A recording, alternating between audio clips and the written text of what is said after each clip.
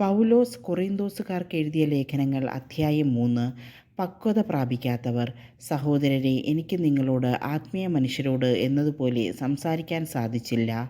ജഡിക മനുഷ്യരോട് എന്നതുപോലെയും ക്രിസ്തുവിനെക്കുറിച്ചുള്ള അറിവിൻ്റെ കാര്യത്തിൽ പൈതങ്ങളോട് എന്നതുപോലെയുമാണ് നിങ്ങളോട് ഞാൻ സംസാരിച്ചത്. ഗുരുവായ ഭക്ഷണം കഴിക്കാൻ ശക്തരല്ലാതിരുന്നതിനാൽ നിങ്ങൾക്ക് ഞാൻ പാൽ തന്നു.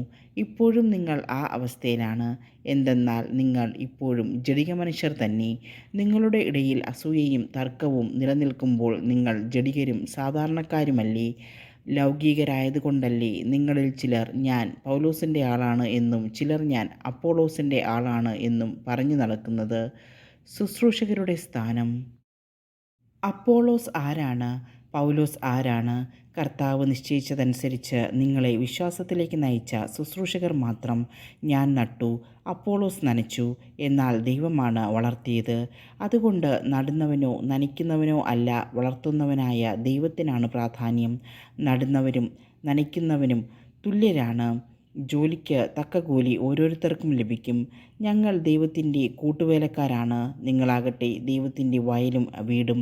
എനിക്ക് നൽകപ്പെട്ട ദൈവകൃപയനുസരിച്ച് ഒരു വിദഗ്ധ ശില്പിയെപ്പോലെ ഞാൻ അടിസ്ഥാനമിട്ടു, മറ്റൊരുവൻ അതിന്മേൽ പണിയുകയും ചെയ്യുന്നു.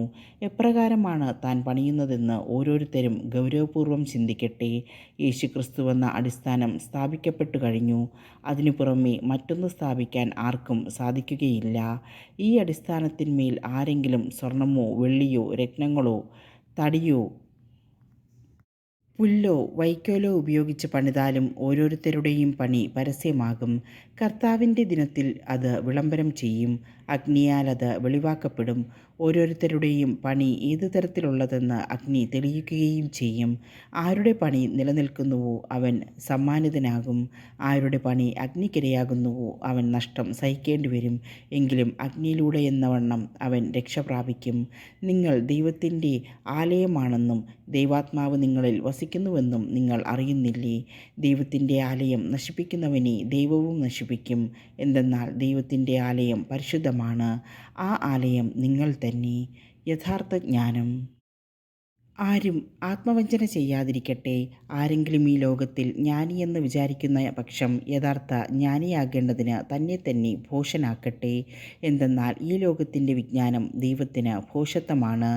അവൻ ബുദ്ധിശാലികളെ അവരുടെ ശത്രുക്കളിൽ തന്നെ കൊടുക്കുന്നു എന്നും ബുദ്ധിശാലികളുടെ ആലോചനകൾ വ്യർത്ഥങ്ങളാണെന്ന് കർത്താവ് അറിയുന്നു എന്നും എഴുതപ്പെട്ടിരിക്കുന്നു. അതിനാൽ മനുഷ്യരുടെ പേരിൽ നിങ്ങൾ അഭിമാനിക്കേണ്ട. എല്ലാം നിങ്ങളുടെ സ്വന്തമാണ്. പൗലോസും അപ്പോളോസും കേഫായും ലോകവും ജീവനും മരണവും ഇപ്പോഴുള്ളവയും ഉണ്ടാകാനിരിക്കുന്നവയും എല്ലാം നിങ്ങളുടേത് തന്നെ. നിങ്ങളാകട്ടെ ക്രിസ്തുവിൻ്റേതും ക്രിസ്തു ദൈവത്തിൻ്റേതും.